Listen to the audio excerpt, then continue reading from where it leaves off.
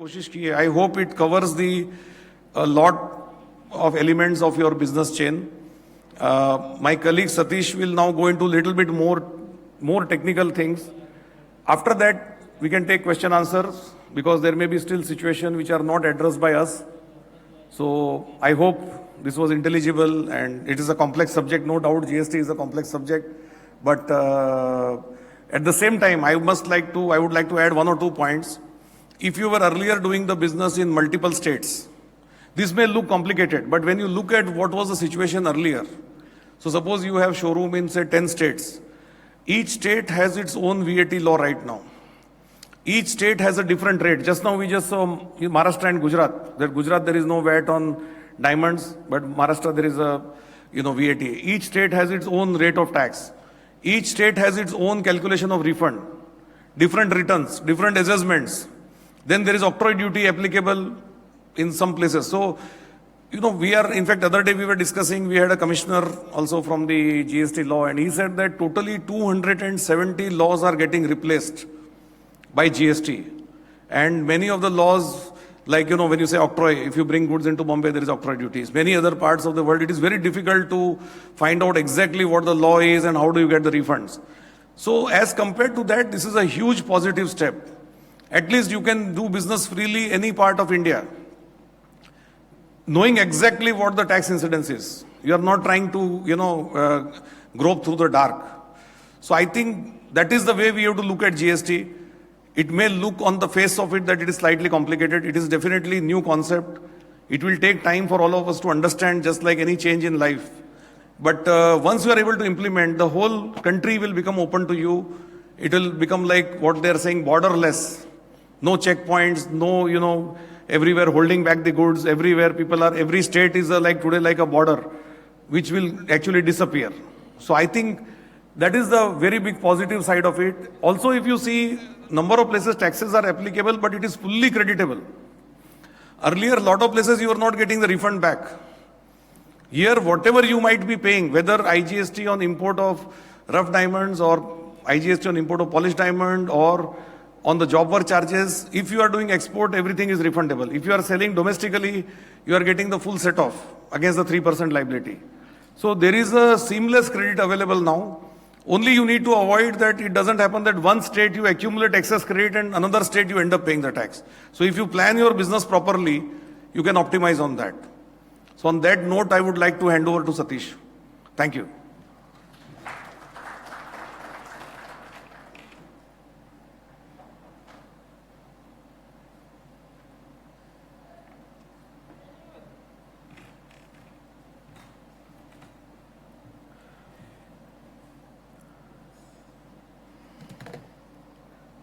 Good afternoon, ladies and gentlemen. Thanks to Suresh Bhai for that wonderful introduction as far as GST is concerned. Let us now move on to understanding certain concepts a little more in detail in terms of certain new concepts in GST. But before that, let me assure you one thing. What is the date of rollout? I think is very clear. It is 1st of July. So there is a WhatsApp joke which is going around, which says, what is 1st of July? Of course, there is going to be a GST. There are two dates, which are important for July 1. One is, it is a CA's day, Chartered Accountants Day. And the second, it is a Doctor's Day. So when people ask me from a GST point of view, is it a Chartered Accountants Day or is it a Doctor's Day? I tell them if you are successful in migrating into GST, it is a Chartered Accountants Day. If you fail to migrate into GST, it is a Doctor's Day. Now let us get into some serious stuff. For the first time in the history of the country, we are migrating into a GST regime whereby there are multiple taxing events in multiple statutes. For example, in excise, we pay excise when there is a manufacture, along with that a removal, that is when we pay excise. The VAT comes in typically when there is a transfer of property in goods. Similarly, a service tax is payable when you render a service, you raise an invoice or you collect money, whichever is the earliest.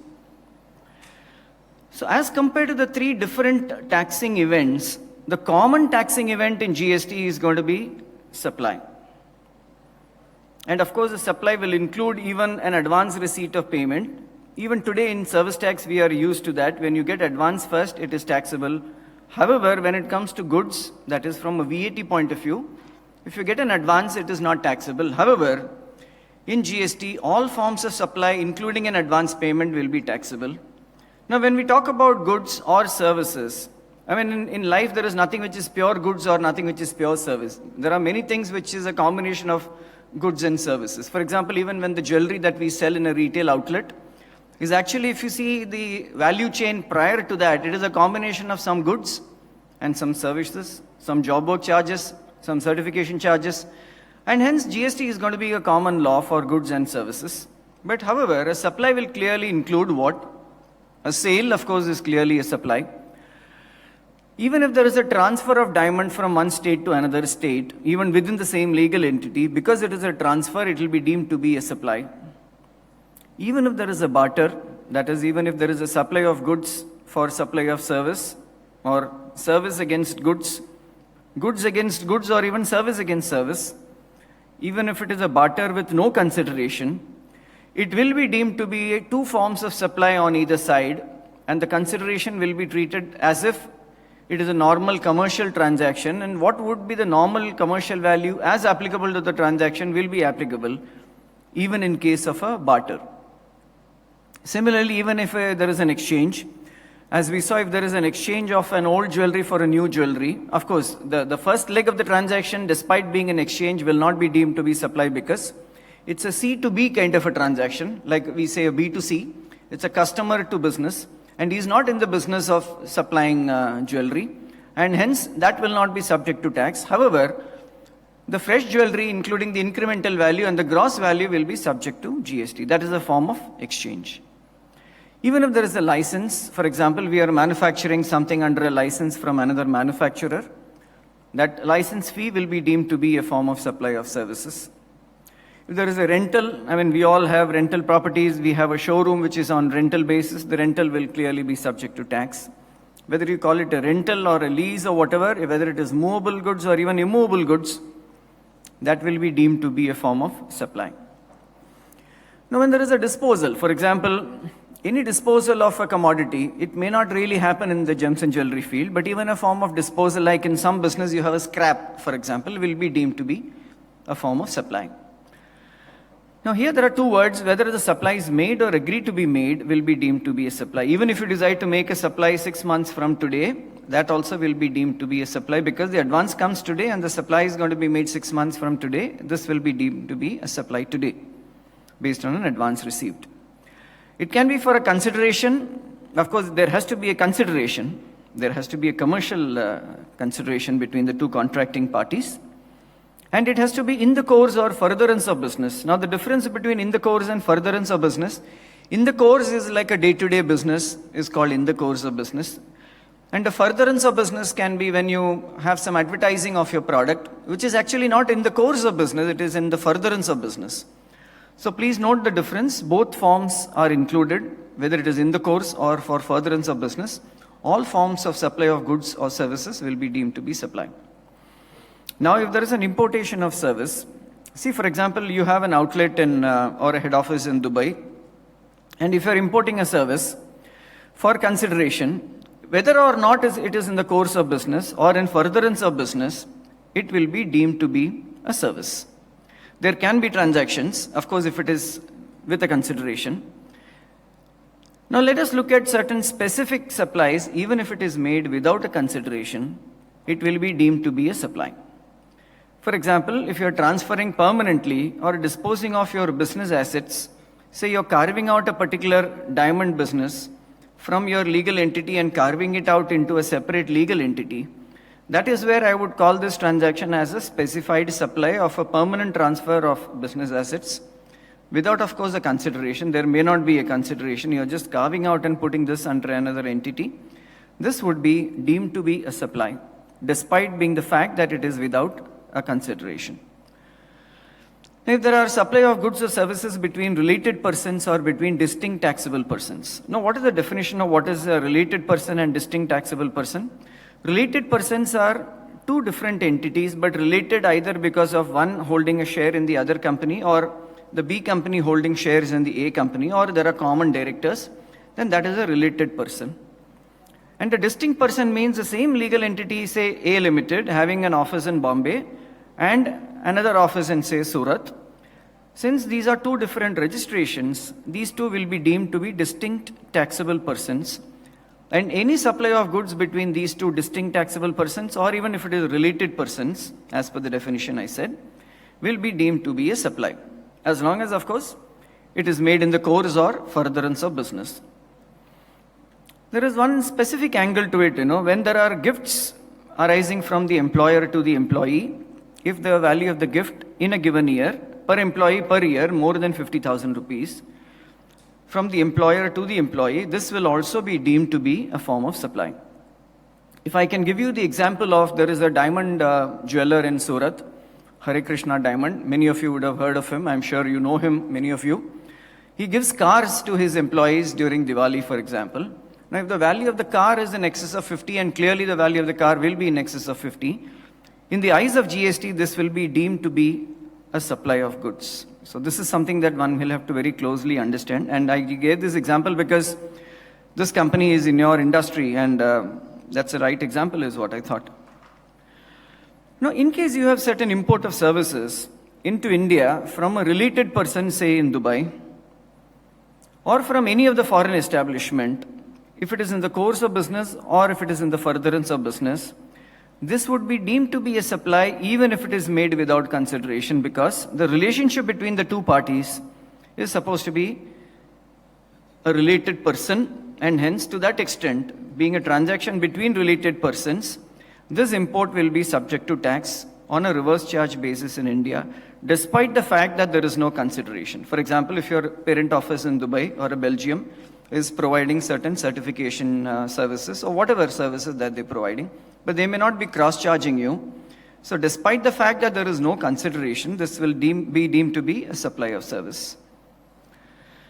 The last point, if there is a supply of goods by a principal to an agent, not a broker, because an agent is different from a broker, or if there is a supply back from an agent back to a principal, both the forms of supply will be deemed to be a supply of goods.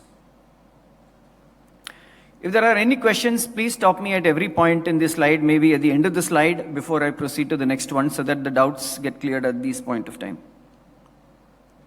And if anybody wants to ask a query, I would request you to pass on the mic to them so that the query becomes audible to the entire audience.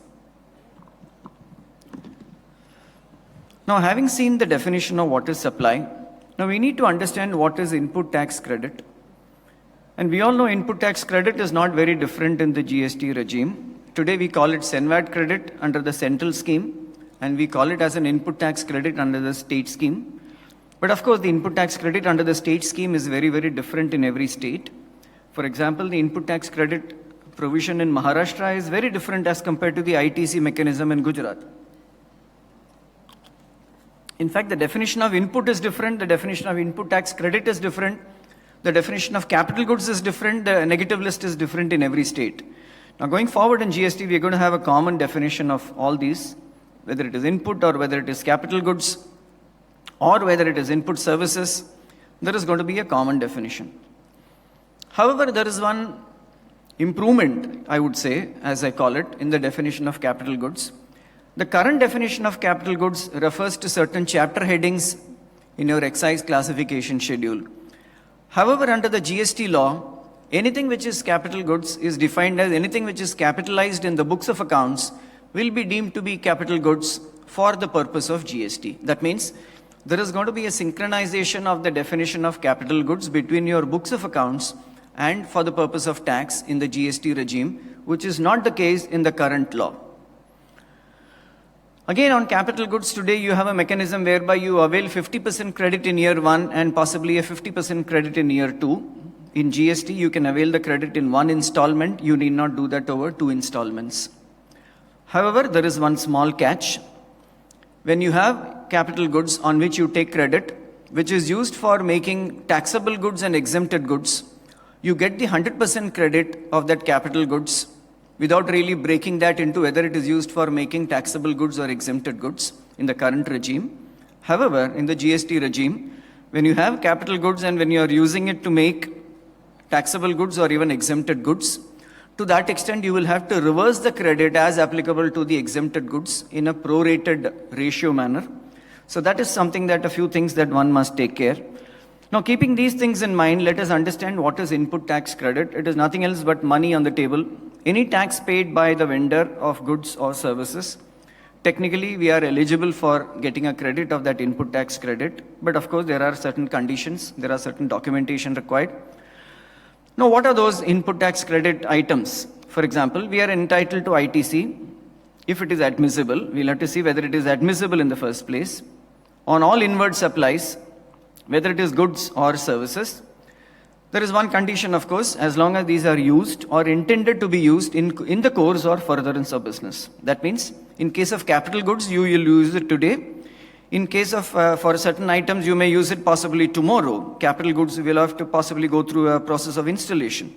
So whether you use it today or whether it is intended to be used, so he has used two words in the law, whether it is in the course of business or even in the furtherance of business. For example, an R&D expense that you incur, you will clearly get the credit because it is not really in the course of business, it may be in furtherance of business. So there are multiple examples that one can think of. So this is one broad condition for availing ITC. Condition number 2, the payments will have to be made to the vendor, and when I say payment, the value of the invoice coupled with the tax embedded there, that is the value plus tax, should be paid to that vendor or a supplier within 180 days from the date of the invoice. So this is a control that we'll have to develop in our respective systems to ensure that yes, there is a payment to a given vendor. It can be a job work vendor, it can be any vendor. As long as he is a vendor, we'll have to ensure that the payment is made within 180 days. However, if there are some disputes with a given vendor, you will have to see to it that these issues are resolved, and wherein, assuming that a 100 rupee invoice is payable at 90 rupees, the differential 10 rupees will have to come to you by way of a credit note from the vendor. You can't raise a debit note on the vendor.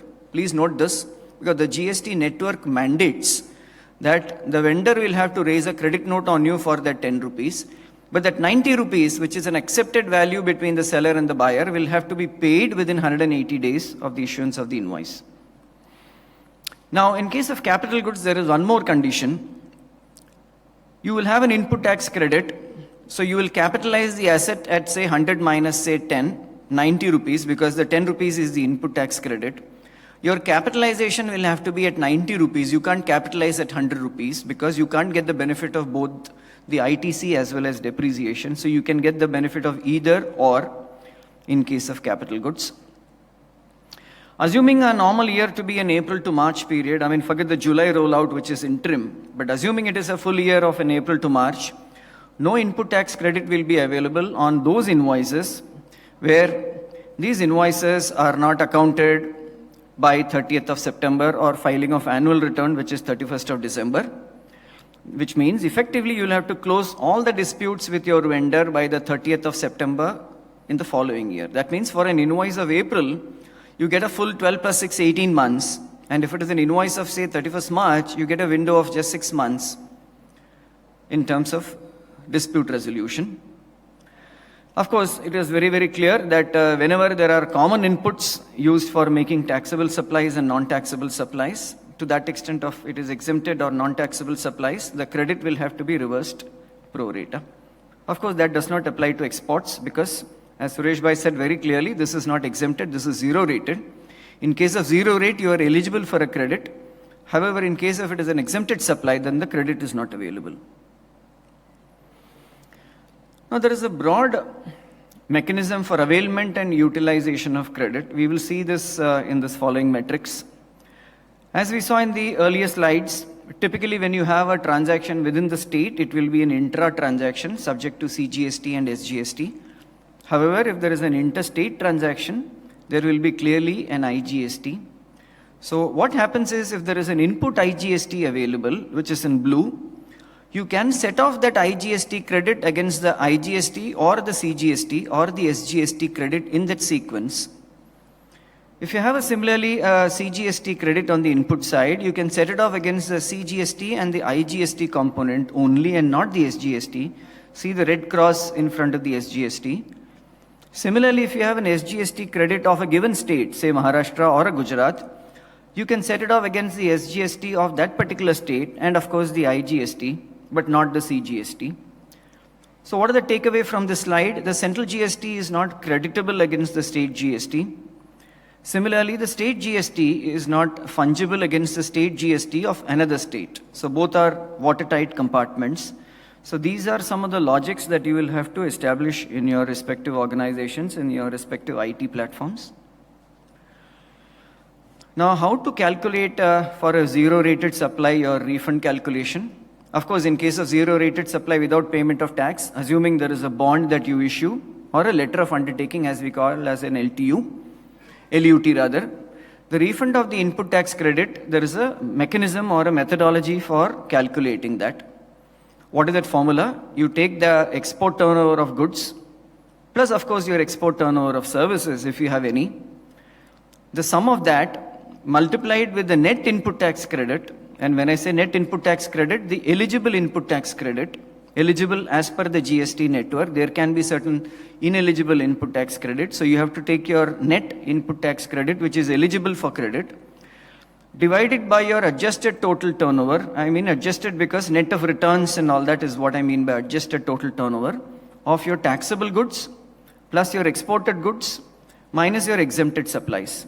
So please add your taxable component, export component, and if there is any exempted supply, remove it, because anyway to the extent of your ITC, you already removed the exempted portion when you availed the credit, and hence for the purpose of refund, you remove it from the exempted supplies as for the adjusted turnover calculation.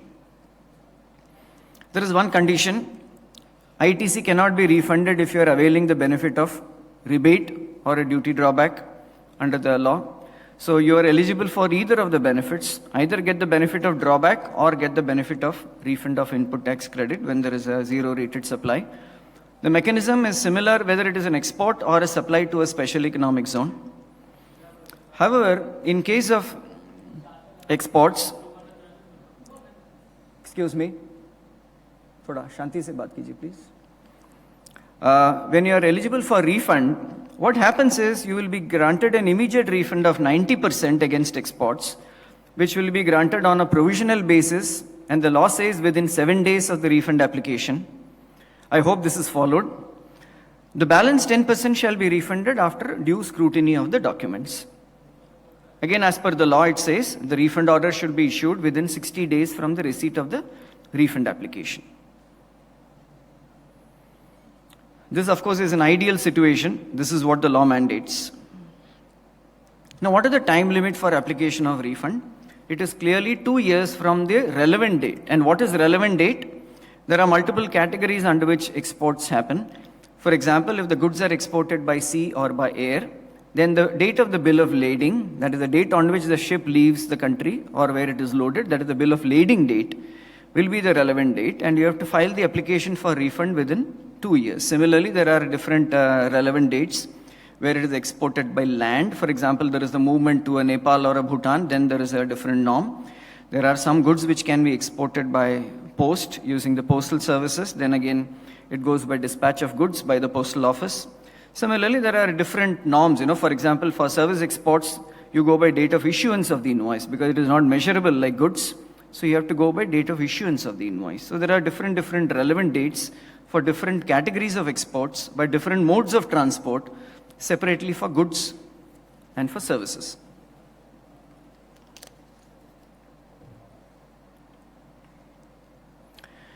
Now, normally tax is payable by the provider of goods or by the provider of the service. However, the law recognizes that in certain cases, the provider of goods or services may not be from an organized trade, and hence, it actually puts a liability on the part of the receiver to pay the tax. The first classic example could be when you buy, if you are a registered person, if you are buying from an unregistered person, then to that extent you have to pay tax as a recipient. That is what we call as RCM, or a reverse charge mechanism. Of course, they have given a limit of 5,000 rupees per day. The exemption will be granted. But you have to pay tax at an applicable rate depending on what are the type of product that you're buying or the type of service that you're buying. That means you have to go into the HSN or the SSE and determine the rate of tax as applicable to that goods or for the services, and then pay tax as a receiver. Not only pay tax, raise a captive invoice, raise a payment voucher, and then avail the credit if you are otherwise eligible for credit. By and large, all import of services will be taxable at 18%. So clearly, even import of service is a reverse charge mechanism. Goods transport agency clearly is subject to a reverse charge mechanism, but of course the rate of tax is 5%. Similarly, when you avail services from an advocate or from a tribunal, any sponsorship service, etc., all of them are payable at 18%. The last point could be very relevant. Any services provided by a director of a company to a particular company will also get covered under the reverse charge mechanism and will be taxed at 18%. However, if you have a director who is on the payroll, he is a full-time director, if there is an employer-employee relationship exists between the two, then of course this is not subject to tax. This is only typically applicable to directors who are not otherwise into regular employment. They can be external directors, they can be nominee directors and all that. In those cases, of course, the liability is not on the directors. The liability is on the part of the company. Now, whether it is by way of sitting fee or whether it is by way of commission, everything will get included. Any compensation for services provided by a director of a company to a body corporate will attract a reverse charge mechanism in the hands of the employer or the company. Not employer, I would say it's a company, because if there is an employer-employee relationship, then of course there is no tax applicable. This would be at 18%. Of course, input taxes credit is available on such kind of transactions. We will leave this thought with you. You need not by heart this. There can be certain overlapping transactions on either side of GST. We have taken into account. Look at the first three columns. We will talk about the supply, invoicing, and the payment in terms of the taxing events of today in the current law, of course read with the new law in GST. And the last two columns talk about the supply of goods and the supply of services. Okay, so the first three conditions will determine the outcome in the last two columns. For example, if you have open contracts on either side of GST, if the supply is made, the very first item, if the supply is made before GST, and even if the invoice is made before GST, however, the payment comes later, in case of goods, VAT will be payable, and in case of services, service tax will be payable. Look at example number 3, which is very, very different, and I want to distinguish the difference between goods and services. Assuming the supply of goods happens before GST, invoicing is taking place later, payment also comes in later. In this kind of a situation, if it is goods, it is VAT which is going to be payable. However, if it is service, it is going to be GST which is going to be payable, because the taxing event is very, very different between goods and services. Similarly, there are multiple examples of the three events which are very, very critical based on the time of supply of current law, even in the Finance Act today, and in the GST law. Will always go by the timing of the supply, the timing of the invoice, and the timing of the payment. So these are the three criteria. We have just given this as an example, just to ensure that you're right on the overlap period, that you pay tax either under the current law or you pay tax under the new law. There are a few more transitional provisions with regard to open contracts. In case there is a removal or a sale happening prior to 1st July, then there are two provisions. If the time of removal, assuming is within 6 months before the appointed date on this side of GST, however, the return on the other side of GST happens to be within 6 months from the date of rollout of GST, which is 1st July, then of course a refund is available. However, if the return of goods is post 6 months, that is post 31st of December, then the refund is not eligible. It will be deemed to be a supply. Now, for taxability of goods which is sent on an approval basis, which is quite common in our kind of an industry, what happens is, if the time period of the return of goods, that is, it is rejected or not approved and returned within 6 months from the rollout of GST, not from the date of dispatch, but from the rollout of GST, then it is not taxable. However, if it is rejected, not approved, and returned after 6 months from the rollout of GST, again not the original date of shipment, then the tax shall be payable. On 2 counts, tax shall be payable. One, tax is payable by the supplier of the goods, And tax also will be paid by the recipient of the goods who is returning the material, which means the person providing the goods will pay tax, the recipient will take the credit. However, if it is beyond 6 months, he will also pay a tax and then return it to the manufacturer. So this is something that one has to note very clearly. Of course, if the approval comes after 6 months, clearly tax is payable by the supplier. Of course, there is no question of any rejection. Clearly, the approval comes after 6 months, even if the consignment is sent, say, 3 months prior. But we'll have to reckon a date of 6 months from 1st of July. And of course, tax shall be payable by the supplier at the point at which it is getting approved. Few more procedural aspects. Probably many of you seem to be business owners. Maybe you can leave it to your accountant. One should be clear that the credit should be included in your last return for the month of June. You should ensure that you take only the eligible input tax credit under the current law and even under the new law. You have to ensure that you have to file all returns for a period of 6 months preceding the 1st of July. That means you should be compliant from January to June. That is when you get the benefit of these kind of credits. Even if the said good does not relate to goods manufactured and cleared under some exemption notification, assuming there is an exemption notification, the exemption notification will not be there in the GST regime, and hence even to that extent you are eligible for credit.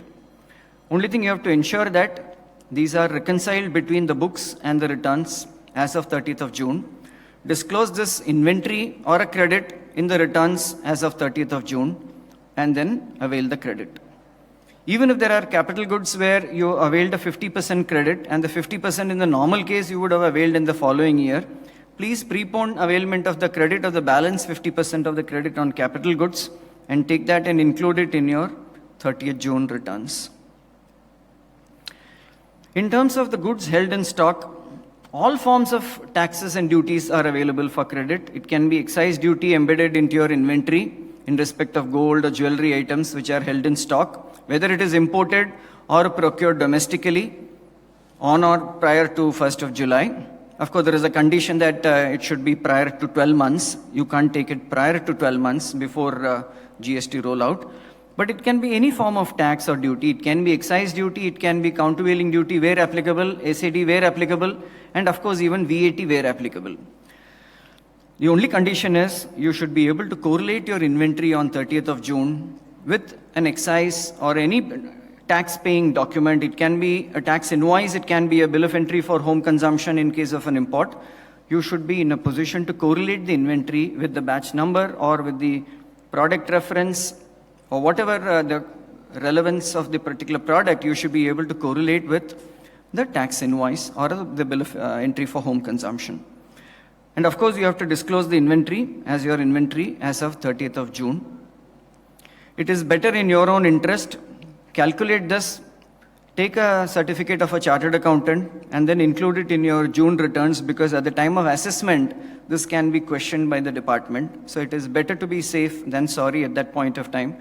Better you take a chartered accountant certificate. Though this is not mandated, I would recommend people to take a chartered accountant certificate for the inventory to the extent of the ITC embedded into the goods in stock. Similarly, if there are goods given to a job worker on the current side of GST, and wherever there is, of course, a return of goods within 6 months, yes, it is not taxable. Again, you reckon the 6 months from the 1st of July. And clearly, if the goods come back within beyond 6 months, clearly that becomes taxable, that becomes a supply. There has to be a disclosure made by the manufacturer and the job worker relating to the inventory on the 30th of June. There is a prescribed format. You will have to comply that within 60 days from the 1st of July. These are procedural requirements too. Refund claims and pending litigations, all of them will be disposed of under the current law. You can't really carry forward these litigations and set off into the new law. So the law says very, very clearly, the refund claims will be paid in cash. You can't really adjust that against the new law. No refund of credit, of course, will be allowed to carry forward into the new law. Similarly, pending litigations will have to be concluded under the current law. You can't really take it into the new law. There can be certain pending refund claims. There can be pending litigations will have to be covered under the current law, maybe at a future date. But the credits cannot be taken. For example, somebody asked me, if you make a payment under protest can you transfer the credit. Point number one, the moment you make a payment under a protest, you can't take a credit. In any case, even if you make a payment today, you can't carry forward the credit because the litigation is still not completed. A few procedural compliance aspects in terms of data uploads. There are multiple dates given. For example, the 10th of the following month, for example, there is a rollout, and the following month, of course, for the first month, there is a waiver which is granted. But as a normal cycle, you will have to upload all your outward supplies by the 10th of the following month. And within the 13th of the following month, if you have an input service distributor registration, you will have to distribute the credit by the 13th of the month. Many of you may or may not have that.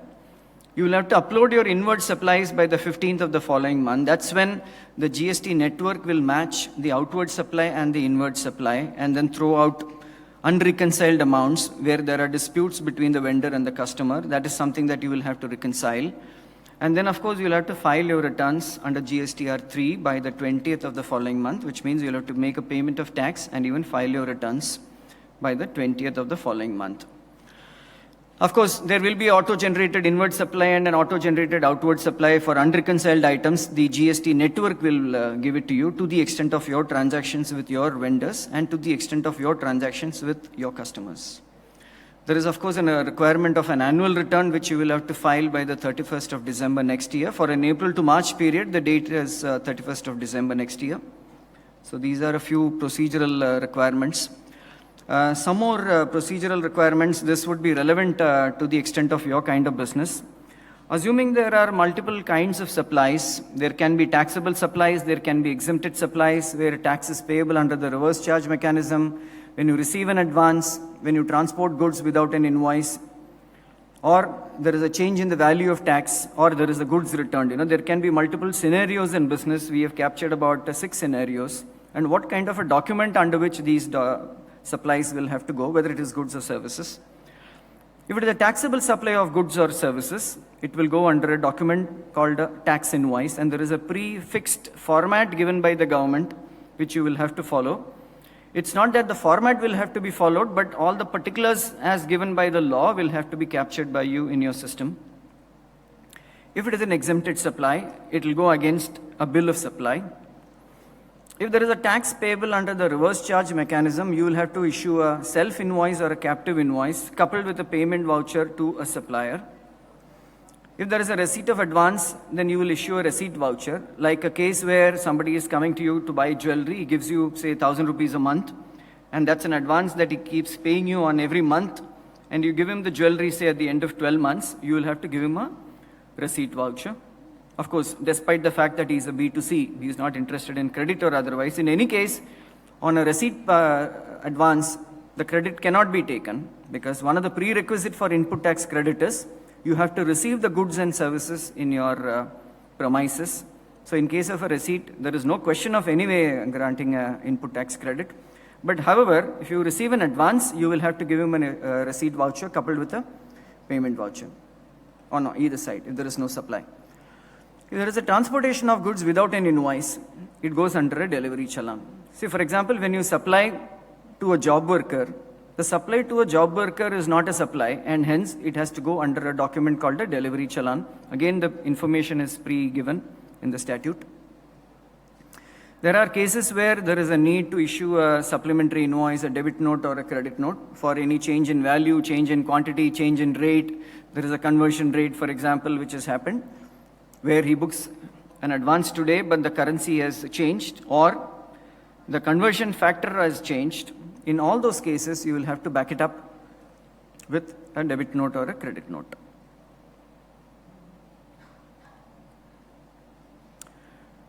I think in terms of the GST law, this is what we had to share with you. If there are questions, we shall be happy to receive your questions. It is better possibly you talk about your query and a little bit about your facts, because that will help us to answer your query better. Open to the audience. If there are questions, we can take the questions. Assuming I have time of next 5 minutes from the organizers. Yes, indeed. Do I have time, sir? Yes. Please, firstly, let me thank Dr. Surana and Mr. Satish. Thank you so much.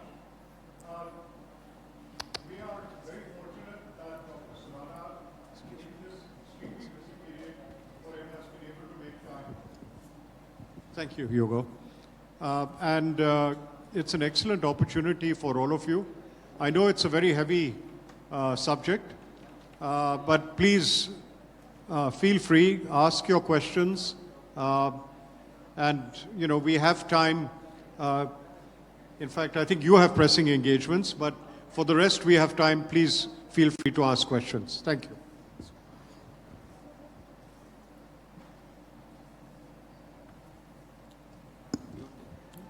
Thank you. मुझे हिंदी में पता चलना चाहिए कि inventory format कैसा रहेगा और inventory certificates 30 जून तक का। So you are talking about the inventory as on 30th June for transitional or ongoing afterwards, the records to be kept. बाद में जो रिकॉर्ड रखने की बात कर रहे हैं कि 30 जून को जो, हाँ 30 जून का जो इन्वेंट्री है उसका। तो 30 जून तक जो इन्वेंट्री है उसमें ट्रांजिशनल प्रोविजंस के हिसाब से आपको इन्वेंट्री का पूरा लिस्टिंग करेंगे और उसका जो करस्पॉन्डिंग आपका जो इनवॉइसेस है, जैसे आपका एक्साइज अगर भरा हुआ है उस पर, वो क्रेडिट आप उसको कैरी फॉरवर्ड कर सकते हैं, उसका आपको 90 डेज में रिटर्न भरना पड़ेगा। सिमिलरली वैट अगर पेड है तो वैट का भी आपको कैरी फॉरवर्ड मिलेगा, लेकिन उसके लिए आपको 90 डेज में ट्रांस 1 फॉर्म भरना जरूरी है और उसके साथ में उसको कोरिलेट करना जरूरी है। तो आप जो बोल रहे हो जो इन्वेंट्री आइटम्स हैं आपके पास में, उसका करस्पॉन्डिंग जो इनवॉइस है, हाँ इसीलिए मिस्टर सतीश ने कहा कि आप उसका एक सीए सर्टिफिकेट भी ले सकते हैं ताकि आपके पास में पूरा प्रूफ रहे कि आपने कैसे उसको कोरिलेट किया है। तो आप फर्स्ट इन फर्स्ट आउट भी यूज कर सकते हो, या आप स्पेसिफिक आइटम, आपके ज्वेलरी में स्पेसिफिक आइटम टू आइटम आपके पास में हर आइटम का होगा कि आपने उसका परचेज, उसका कौन सा इनवॉइस है, तो आप कोरिलेट करके आप उसका क्रेडिट क्लेम कर सकते हो, उसको कैरी फॉरवर्ड कर सकते हो। Do you want to add anything? Okay thank you. In addition to whatever Suresh bhai said, और एक पॉइंट पे आप जरा ध्यान दीजिए, ये जो इन्वेंट्री आपके पास पड़ा हुआ है 30 जून को, एक ही पॉइंट है वो 1 साल पुराना हो, उसके पहले पुराना ना हो, इसका भी जरा आप ख्याल कीजिए। टू दी एक्सटेंट पॉसिबल आप इन्वेंट्री के साथ आपका जो एक्साइज डॉक्यूमेंट हो, आपका bill of entry for home consumption हो, अगर ये आपने इंपोर्ट किया हो, उसके साथ आप मैच कीजिए, कोरिलेट कीजिए विद सम बेसिस, उसका बैच नंबर हो या जो भी आपका जो कॉमन कोरिलेशन पॉइंट हो, you should be able to prove, the onus is on you to prove to the authorities. मतलब डिपार्टमेंट आपके ऊपर छोड़ेगी, जो ओनर्स है प्रूफ के लिए आपके ऊपर है कि ये जो इन्वेंट्री है 30 जून आपके पास, ये 1 साल के अंदर अंदर आया हुआ है और इस पे टैक्स लगा हुआ है, ये प्रूफ करना आपका जिम्मेदारी है। And hence I said, in addition to making an inventory statement, आप पहला तो आप बुक इन्वेंट्री और फिजिकल इन्वेंट्री आप रिकनसेल कर लीजिए, ये तो मोस्टली रिकनसेल होगा आपका, लेकिन इसको आपको जून रिटर्न में इंक्लूड भी करना पड़ेगा। इसके ऊपर भी आप एक सीए सर्टिफिकेट ले लीजिए ताकि आपका मतलब सिस्टम जो क्रेडिट के लिए फुल प्रूफ हो जाएगा। इसमें 1-2 पॉइंट और आप कर सकते हैं। जैसे आपका अगर 12 महीने से पहले का इन्वेंट्री है, तो अगर आपकी कोई दूसरी ग्रुप कंसर्न है, आप उसको 30 जून के पहले सेल कर सकते हैं, तो आपको वैट का सेट ऑफ मिल जाएगा जो आपने पहले भरा हुआ है वो, तो आपको फिर उसमें कैरी फॉरवर्ड नहीं मिलने का रिस्क नहीं रहेगा। वो एक आप पॉसिबिलिटी देख सकते हैं। अगर आपके पास में अगर अलग अलग ग्रुप कंसर्न है, या आप और आप किसी थर्ड पार्टी को भी अगर बेच देते हो, तो फिर 12 महीने का इन्वेंट्री वो आपका उससे ज़्यादा नहीं रहेगा, नहीं तो आपका उसमें इनपुट क्रेडिट आपका लॉस हो जाएगा। वो एक इंपॉर्टेंट पॉइंट है। लेकिन आपके इन्वेंट्री जो अगर इम्पोर्टेड इन्वेंट्री हो, उसमें जो बेसिक कस्टम्स ड्यूटी का जो कंपोनेंट है वो तो आपको क्रेडिट नहीं मिलेगा। बेसिक कस्टम्स ड्यूटी छोड़ के बाकी जो भी कंपोनेंट्स है, सीवीडी, एसएडी, जो एक्साइज कंपोनेंट है, ये सारा आपको क्रेडिट मिल जाएगा। बेसिक कस्टम्स ड्यूटी उसमें आप मत लीजिए। Okay, my question is that I have a machine chain inventory. Okay, I paid excise and VAT on that. So how do I identify and make tax official understand that this inventory is tax paid and this is not tax paid? So you are having inventory which is the chains made by machine. Yes. So you are saying all are identical. Yeah, all are So you unidentical. All are same. I don't know which is excise paid. I don't know which is non-excise paid. All are same. No, so you can use first in first out So in that case, I don't need to identify those people that it is excise paid or not. No, if the item is excisable, it would be all excise paid. Okay. If the item itself is I excisable. paid already excise. Yeah. Okay. Now I need to I have to reclaim that in GST. Yes. Okay. So in that case, I need to explain which is excise paid and which is earlier bought. So assuming that you have, for the chain, you have multiple number of items. That's what you are trying to say. Yes. And therefore, you are not sure whether the inventory which is there, was it what you bought 15 months back or what you bought 6 months back? Yes. But in that case, if you use first in, first out. Okay. Akshay, is that any? So that is not, you can use first in, first out. First in, first out. Yeah, you say FIFO. So therefore, your oldest chains would have already been sold. That is the presumption. And what is there in inventory is the latest purchase. Okay, okay. That is allowed. That is not an issue. So in that case, first in, first out First would in, be first the out. best possible case. In case it is not an identifiable item, what you are Yeah. saying that you have suppose 100 chains, all 100. are same, identical. So you can decide that you can say first in, first out, whatever I bought earliest, I sold earliest. Okay. Whatever is my inventory is the latest purchases. So it will be probably giving you as much time as possible, for the 12 months period. Is it 12 month or is it 6 month? No, inventory which For is purchased. reclaiming the excise. No. So whatever inventory is purchased within last 12 months, which is held in stock as on 30th June, you have to file the return for claiming the credit within 90 days.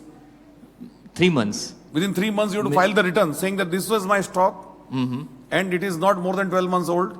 Okay. This is the underlying element of excise duty or VAT or whatever it is. Okay. And this is what, therefore, I am claiming the credit and carry forward in the GST law, which I can set off in my GST liability going forward. Okay. So I have time of 3 months. 3 months. Okay, for reclaiming. Yes. Okay. Thank you. Is that anything you would like to add? Yeah. So as Suresh Bhai ne kaha tha, if you're able to correlate it with on a first in, first out basis for the last 12 months, you have to file returns and claim it in the next 3 months post GST go live. Where you are able to correlate with an identifiable mark, for example, then you have no problem. Then you will be able to establish that it has come to you within 12 months. If there is no identifiable mark like a chain, go by first in, first out. The law gives you another mechanism whereby if you're not able to correlate with the excise documents, you either get the benefit of 60% or the 40% of the credit which is embedded in your inventory, provided you sell that in the next 6 months. And that 60% or the 40% will be to the extent of the CGST component of your sale post GST. This you might have read in the papers or somewhere, that depending on the rate of tax, it can be either a 60% or a 40%. 60% or 40% ka, you will get a portion of that whole thing. That means if the GST rate is 18%, the CGST is 9%, uska you will get either a 60 or a 40% is what you can claim, assuming you are not able to correlate with the excise documents. But to that extent, you will have to compromise on some portion of the credit. So it is in your interest, try to correlate that inventory with your source in the last 12 months, failing which you have an option of claiming either a 60 or a 40 to the extent of the areas where you are not able to correlate with the excise paid documents. Yeah, so I'll just add on to that. So my question.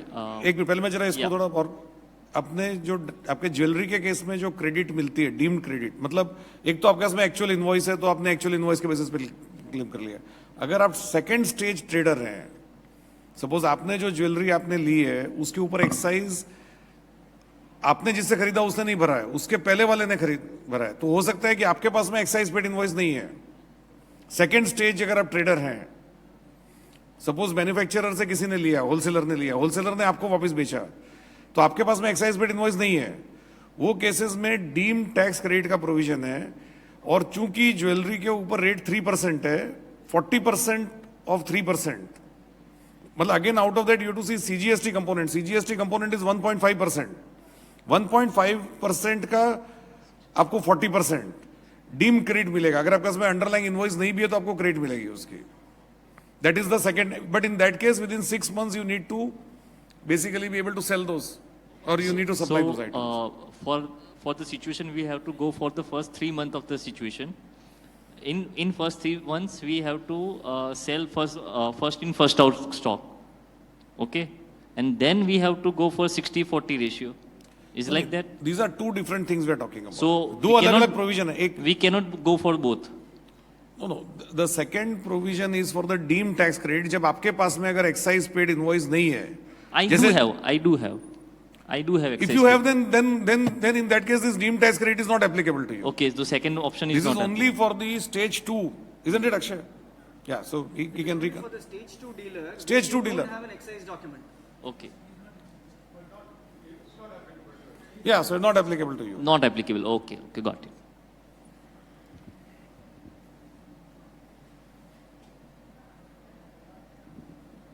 Hello. My question is that in whether this credit will we get in IGST or SGST on the stock? No, the credit would be CGST or SGST. There is no IGST credit mechanism as such. So what will happen that whatever is the element of duty, जैसे stock अभी जो बात किया कि जो stock है आपके पास में 30 जून का, उसमें आपका जो अंडरलाइंग क्रेडिट है एक्साइज के एलिमेंट तक आपको सीजीएसटी का क्रेडिट मिलेगा और जो वैट का है वो आपको एसजीएसटी के अंडर में क्रेडिट मिलेगा. Okay. और फिर वो अगर आप इंटरस्टेट सेल करते हो तो आप इंटरस्टेट के सामने सीजीएसटी आईजीएसटी और आप एसजीएसटी दोनों सेट ऑफ कर सकते हो. Okay. सपोज आपने इन्वेंट्री आपके पास है, आपने फिर उसको 1 जुलाई को दूसरे स्टेट में बेचा या दूसरे स्टेट में सप्लाई किया तो आप आईजीएसटी चार्ज करोगे. आईजीएसटी में आप सीजीएसटी एसजीएसटी दोनों सेट ऑफ कर सकते हो.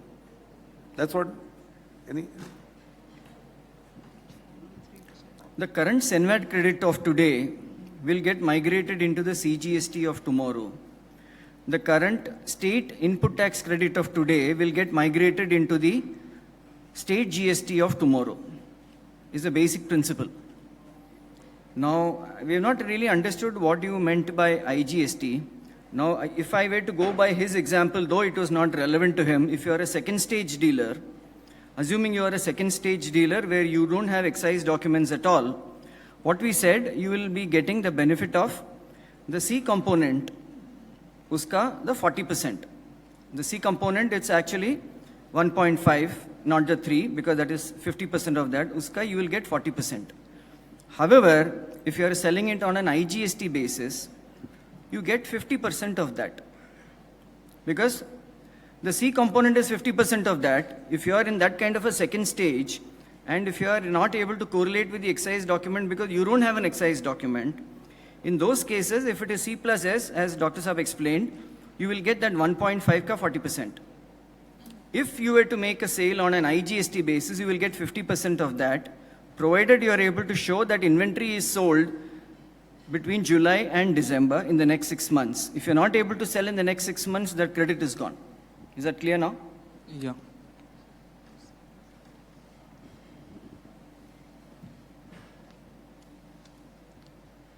Hello. My question is this. I am based in Gujarat. So I have purchased diamonds from Mumbai under CST or Maharashtra VAT. So in the last 12 months, I have some inventory with me. I couldn't take credit earlier because there was no possibility in terms of the Gujarat laws to take any of the credit. So would any of these pending credits be, can I get some, because? No. Unfortunately, the credit was not eligible on this side of GST. Being a CST procurement, Yes. clearly it is a cost. The VAT of one state cannot be set off against the VAT of any other state. So you are not eligible for credit at all in the first place, and hence there is no question of migration of credit into the new regime. Yeah? And I just, mean, the only thing is if you get the goods back here before 30th June, so in that case, Satish, what would happen? If you get the goods back here, Okay. here as a branch transfer, then whatever you, CST, of course, you will not be able to claim credit. But if there was a VAT paid earlier, okay. I don't know whether there's anything which would make sense.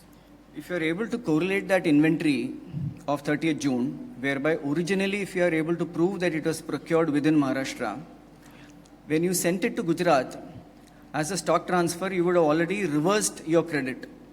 It's a purchase transaction, purchase and sale transaction. Assuming you have procured in Maharashtra for the first time and then you have stock transferred to Gujarat, Yeah. at that point of time, when you made a stock transfer to Gujarat, there is no question of any tax. But however, on that input tax credit, you would have reversed pro rata.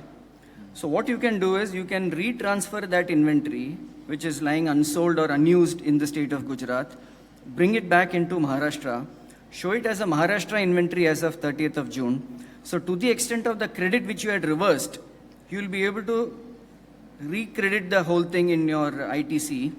And to the extent of that, you can transfer into the new regime if the inventory is here.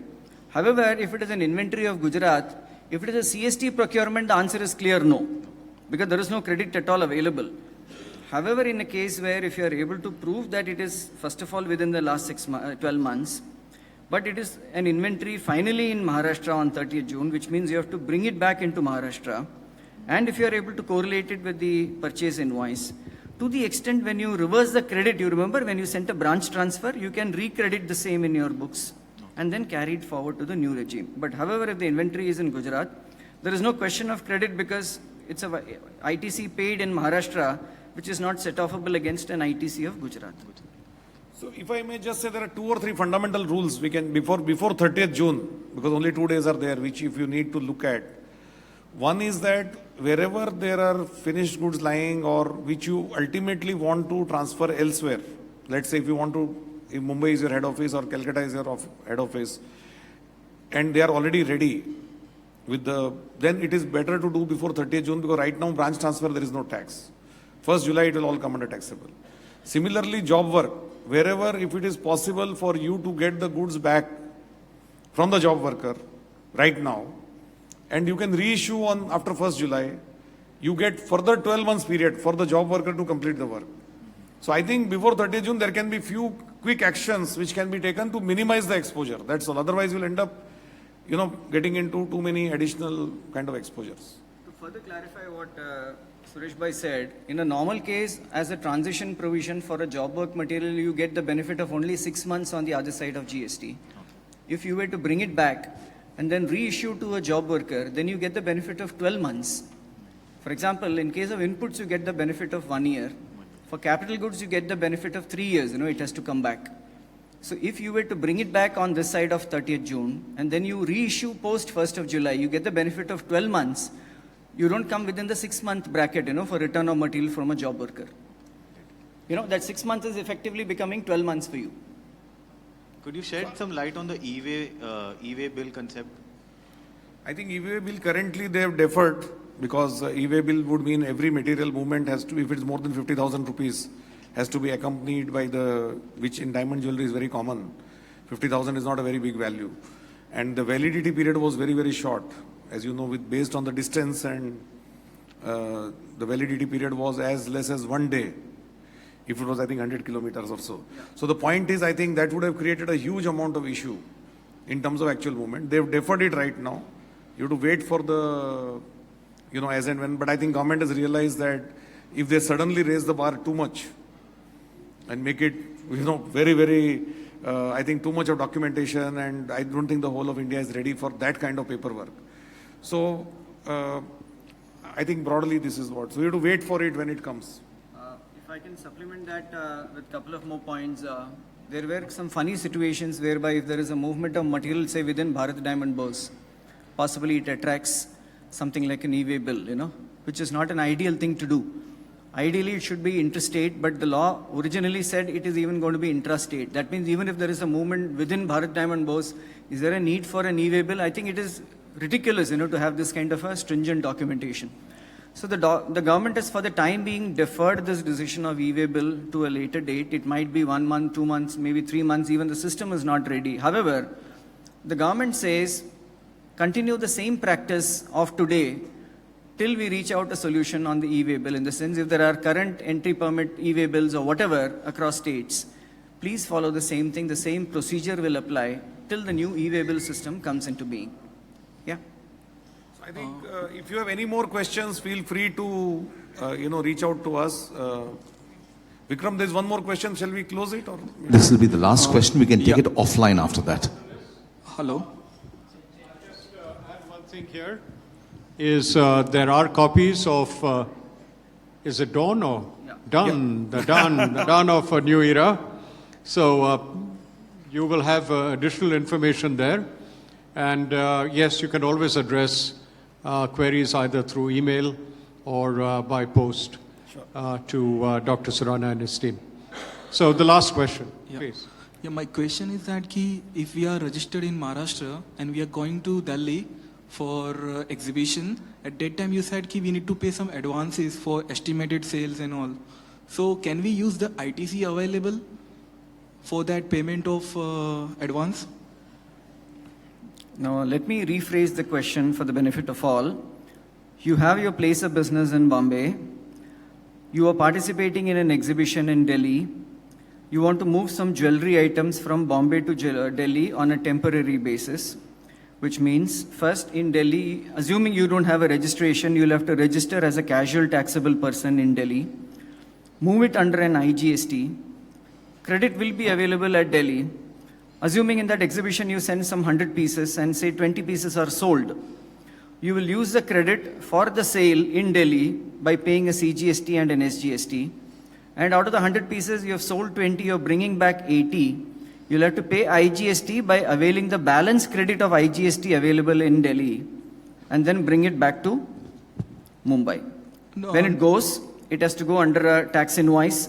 When it comes back, again it has to come under a tax invoice. But you will have to take the registration of a casual taxable person in Delhi, assuming you don't have a registration in Delhi. My question is that if we go for registration as a casual taxpayer in Delhi, and whatever the Senvet credit we have it, like ITC, as on the last month returns, so do we need to pay again advance for it, or we can use our credit of last month carry forward? If you have a credit, you can very well use the credit. There is no problem. The IGST credit can be used against I, C or S. The point I'm making is tax is payable when you move it from Bombay to Delhi. It's not an advance tax, it's a tax. Either you can pay in cash or you can utilize the credit. In either form you can send it, but effectively you're paying tax, either by paying tax in cash or by availing the credit. You're paying something called an IGST when there is a movement from Bombay to Delhi. You will take a credit of that in Delhi, sell partly, using that credit, the 20 units which I explained in the example, return the 80 again by paying an IGST, by again utilizing the balance credit. Now the question is, if a credit is available, you can use the credit, otherwise you have to pay in cash. Okay, our intention is not to sell anything at exhibition, and we are just clear that we will just for moving these goods for display purpose.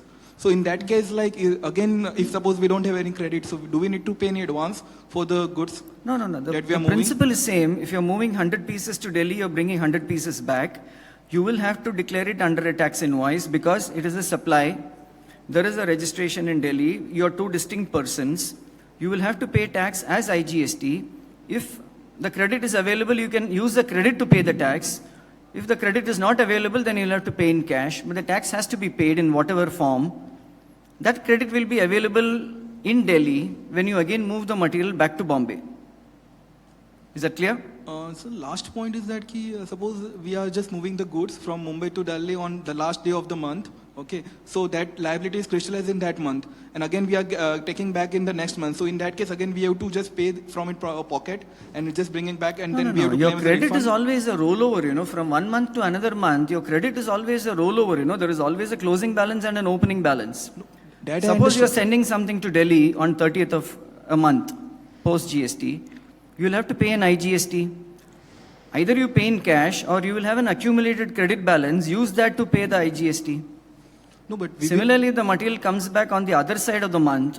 Again, you can use the credit because the credit is actually like a closing balance opening. It's a running balance, Either you use that or you pay cash if the credit is not available. In Delhi, for example, the credit will be available because, it's a casual registration that you have taken in Delhi. So use the credit and bring it back. You're not paying cash again. You are using the credit in Delhi for sure. No, but sir, the liability has to be settled by 20th of the next month. My question was that do we actually have to pay from our pocket? Suppose if we don't have any credit in the last month, and suppose we are moving some substantial amount of articles from Mumbai to Delhi, and that suppose is not returned in the same month. So at the end of the month, we are settling that all credit. Actually, outflow will go on 20th of the next month. No. When you're moving something, it is not that you have to pay tax on that particular day. You're not paying tax on that day. If you're moving on 30th, you're actually paying tax on the 20th of next month. Right, sir. Okay, the tax invoice only will go on the 30th. You're not paying that day. It's not an advance tax. Common date for payment of tax is the 20th of the following month. So you will not have a working capital issue. There is no need for, okay, I think where you're coming from is, invoice to invoice you have to upload in the GST network. But the payment to the government need not be invoice-wise. It is for the invoices of a given month, you have to pay tax on the 20th of the following month. So by which time you will know the credit which is available. So there won't be an issue for you. Right? Okay, I thank you. mean, your credit balance in your account is like a bank balance. You can use, it is not invoice to invoice. So if you have credit available, you can use it. Even when you are transferring for exhibition, you will be able to use your balance. When the goods are coming back, whatever Delhi was initially charged IGST, they have a credit, they will be able to claim when they return it back, again set off will be available. So I don't think there is any, you don't have to have invoice to invoice payment. It is like a running account, like a balance in your account. You can use it for whatever purpose you want. I think if we can further clarify if you require afterwards. Yes. Thank you. He will not be. The point is he will not be. Take a point. Okay, ladies and gentlemen, let's put our hands together for Dr. Suresh Surana, Dr. and Mr. S. Satish, and the RSM Astute Consulting team for a very, very informative and educational seminar. If there are any questions, they could be taken offline, they could be mailed to them. There is a handbook that they're giving out, so please collect your copy of that. And once again, thank you very much, Dr. Suresh Surana, Mr. S. Satish. Ladies and gentlemen, with that we come to the end of the business session right here. But the B2B sessions continue. So may I suggest that each of you contact the registration counter, check out your schedule for the B2B sessions. The schedule is available at the registration counter. And we will see all of you back at 8 p.m. for our networking gala evening over cocktails, dinner, and a grand fashion show. Okay, I repeat, please do contact the registration counter and check out your B2B meeting schedules. They're all out there. And we'll see you back at 8 p.m. for a gala evening of networking, cocktails, dinner, and a gala fashion evening. So thank you very much on behalf of Rio Tinto Diamonds. And we wish you happy networking and lots of business. Thank you. May I suggest that you carry all your belongings with you outside because we're going to rearrange the entire seating for our evening session. I repeat, please do ensure you carry all your belongings with you because we shall rearrange the seating for our evening session. Thank you.